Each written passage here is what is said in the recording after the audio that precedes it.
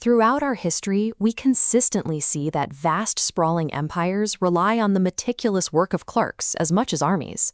While the long history of British India is often told through its vast populations and the monarchs who ruled them, the procedural reality on the ground was managed by a highly specialized class of administrators. This procedural reality is visible in Government Order No. 2388/X86. Issued in July 1919, this document dictated the conduct of civil servants across the United Provinces. It is a financial circular regarding duty allowances. By deconstructing the routing and the logic within this single piece of paper, we can observe how colonial rule was distributed and enforced. For a moment, ignore the main paragraphs in the center of the page. Instead, look at the marginalia, the routing lists, and the ink stamps. Archival forensics allows us to analyze how this document functioned as a tool of the state, rather than just reading its contents. The document serves as a map for a specific distribution network. Decoding these physical marks allows us to track how authority moved from the highest provincial office to the local level. High-level policy was drafted in these formal, highly regulated spaces of the British Raj. G.B. Lambert, the Secretary to Government, issued this specific order. The header places the origin at Nainital on the 21st of July, 1919. Nainital was the summer capital of the province, a mountain retreat where senior administrators governed away from the heat of the plains. From this mountain capital, Lambert addressed all heads of departments.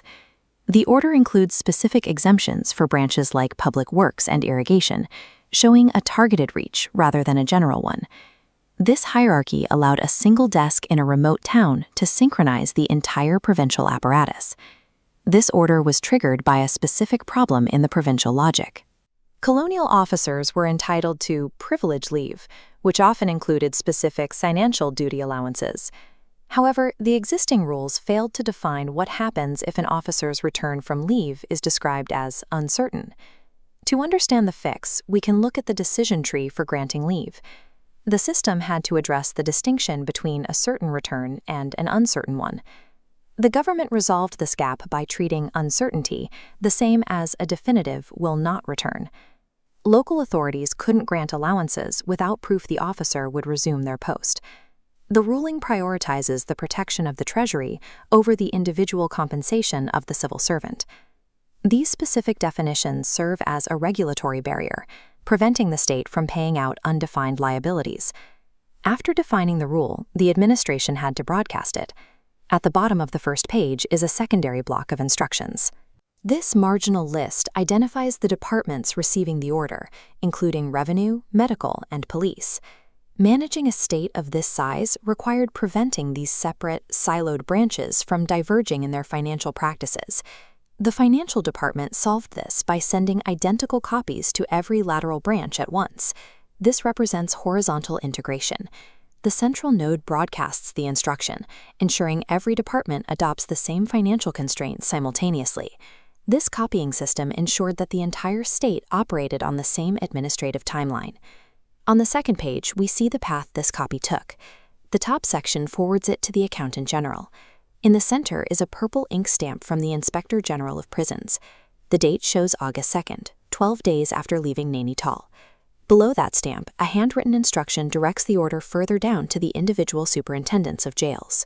This is the vertical cascade, the movement of high-level policy into the ground-level operations of the prison system.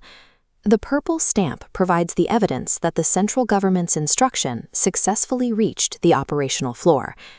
Viewed as a whole, these administrative details reveal a single, functioning network. We can map the hierarchy, from the Government of India, through the Provincial Secretary, out to the department heads, down to the Inspector General, and into the local jails. Geographically, these lines radiate from a single mountain capital to dozens of scattered local outposts. This document acted as a carrier for the imperial signal, transmitting a rule across vast territory. The effort required to standardize even a minor financial rule across this distance illustrates the immense density of the administrative environment. While colonial architecture has decayed, the records created within those buildings remain.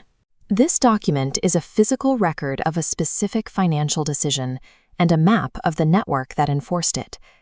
The persistence of the Raj was tied to the repetitive, consistent use of these communication channels across every administrative department.